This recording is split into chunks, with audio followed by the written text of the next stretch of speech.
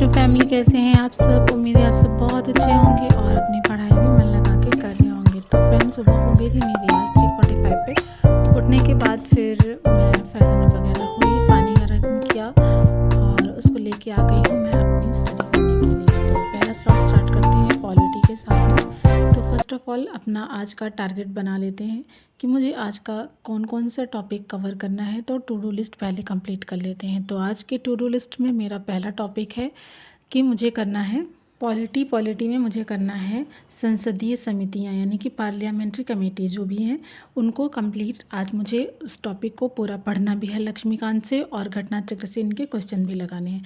तो आज का मेरा टारगेट यही है कि मुझे इसको कंप्लीट करना है। और नेक्स्ट टारगेट मेरा एनवायरनमेंट का है, जो कि है ecology and ecology system.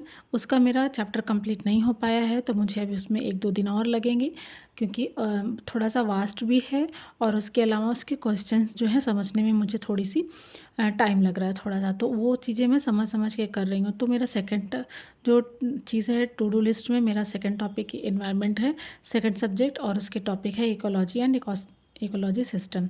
And third मेरा है जो कि है करंट अफेयर, और जो कि मैं कर रही हूँ अभी जनवरी का ही। मुझे फरवरी और मार्च दोनों कंप्लीट करने हैं। तो जनवरी मेरा लास्ट चल रहा है, इसको आज कंप्लीट करना है, जनवरी का ख़त्म करना है। उसके बाद फिर फरवरी स्टार्ट करेंगे, और मुझे एक से एक प्रीवियस ईयर क्वेश्चन भी लगाने हैं। तो इस तरह से मेरा जो टू डू लिस्ट है वो कंप्लीट हो गया। उसके बाद मैंने अपना स्टडी स्टार्ट कर दिया। तो मैं पॉलिटी में कर रही हूँ संसदीय समितियाँ, जिसमें कि आते हैं लोक लेखा समिति, प्राक्कलन समिति और सार्वजनिक उपक्रम समिति। तो इन तीनों के बारे में मैंने अच्छे से पढ़ा और इनके सारे क्वेश्चंस भी लगाए कि इनके क्या क्या प्रावधान हैं और कहाँ कहाँ ये समितियाँ किन किन क्षेत्रों में कैसे काम करती हैं, तो इनका क्या काम होता है, वो सारी चीज़ें मैंने इस टॉपिक में पढ़ी। उसके बाद फिर मैं आ गई थी किचन में, क्योंकि बेटे का स्कूल था। तो पहले उसके लिए लंच वगैरह प्रिपेयर करते हैं, और उसका लंच और ब्रेकफास्ट हम लोग का साथ में प्रिपेयर हो जाता है। तो थोड़ी सी आसानी होती है, क्योंकि बाद में फिर हस्बैंड को भी अगर कहीं जाना हुआ तो मुझे जल्दी जल्दी करना नहीं होता। तो मैंने उसका लंच बनाया, उसके बाद उसका टिफ़िन वगैरह सब पैक किया। उसके बाद उसको स्कूल भेज दूँगी, फिर अपने स्टडी का नेक्स्ट सेशन जो है वो स्टार्ट करूँगी। आई होप आप लोग भी अपनी स्टडी अच्छे से कर रहे होंगे और मन लगा के पढ़ाई कर रहे होंगे, क्योंकि अब जो है बहुत ज़्यादा टाइम भी नहीं बचा है हमारे एग्ज़ाम में। मैं डेली ये रिमाइंडर आप लोग को देती हूँ कि हाँ, बहुत ज़्यादा टाइम नहीं बचा है, बहुत ज़्यादा टाइम नहीं बचा है। मुझे तो ऐसा लगता है कि मेरे पास अब टाइम ही नहीं है। भले ही अभी 5 महीने हैं एग्ज़ाम में, लेकिन अब इस टाइम पे लगता है कि यार बहुत सारी चीज़ें हैं पढ़ने के लिए, बहुत सारी चीज़ें छूट रही हैं, इतने दिन में कैसे कंप्लीट हो पाएगा। तो बहुत ज़्यादा स्ट्रेस रहता है।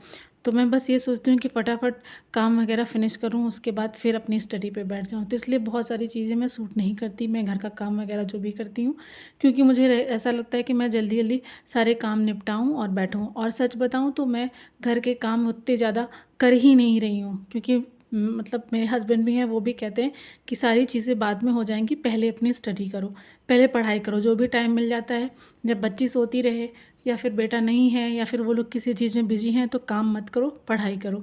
जो काम है वो बाद में हो जाएगा, आगे पीछे हो जाएगा। जैसे कि मुझे झाड़ू पोछा करना होता है, तो मैं डेली का डेली पोछा नहीं लगाती, डेली की डेली डीप क्लीनिंग नहीं करती। अगर घर साफ़ सुथरा है तो मैं पोछा नहीं लगाती, मैं झाड़ू लगा देती हूँ, बस हो गया, वो साफ़ रहता है घर। और कपड़े वगैरह भी मुझे मतलब बहुत ज़्यादा कि नहीं, मुझे डेली डेली आयरनिंग करनी है, डेली डेली धुलना है। मैं 2 दिन में 3 दिन में मशीन लगा देती हूँ, अपना कपड़े भी धुल जाते हैं बारी बारी से। किसी दिन हस्बैंड का धुल लिया, किसी दिन बच्चों का धुल लिया, अपना धुल लिया। और हस्बैंड का जो कपड़ा वगैरह जो है प्रेस करना होता है, तो वो मैं बाद में कभी जब खाली टाइम रहता है या बच्चों के साथ बैठी हूँ जब, या उन्हें पढ़ा रही होती हूँ, उस टाइम में कर लेती हूँ। तो इस तरह से मेरा दोनों काम हो जाता है। या फिर कभी हस्बैंड के साथ ही बैठी हूँ, बातें कर रही हूँ, तो मैं अपना लगा करके कपड़े भी प्रेस कर लेती हूँ। तो इस तरह से टाइम को मैनेज करके लेके चल रही हूँ। आप लोग भी जितने भी हाउसवाइफ हैं एक्सक्यूज़ेस देते हैं कि हाँ, पढ़ाई के लिए टाइम नहीं मिलता है, तो उनको मेरी यही सलाह रहेगी कि टाइम मिलता नहीं है सिस्टर, टाइम निकालना पड़ता है। जितना ज़्यादा आप टाइम निकालेंगे उतना ही अच्छा रहेगा आपके लिए। और फालतू काम तो देखिए, घर में इतने सारे काम हैं, आप कभी किसी को खुश कर ही नहीं सकते हो। अगर आप सारा दिन काम करते रहोगे, उसके बाद भी अगर आप बैठोगे ना, कुछ ना कुछ कमी घर वाले निकाल देंगे और कुछ ना कुछ कहेंगे कि ये काम नहीं हुआ, वो नहीं हुआ। और कितना भी अच्छा आप सफाई कर दो, कितना भी अच्छा सबके लिए खड़े रहो हर टाइम पे, लेकिन किसी न किसी का मुँह बना ही रहेगा, कोई ना कोई आपसे नाराज़ रहेगा ही रहेगा। तो उसके चक्कर में आप अपना क्यों बर्बाद करना, अपना फ्यूचर या फिर अपनी चीज़ें क्यों बर्बाद करना। हम दूसरों को खुश करने में लगे रह जाते हैं, लेकिन इंसान खुश होता भी नहीं है।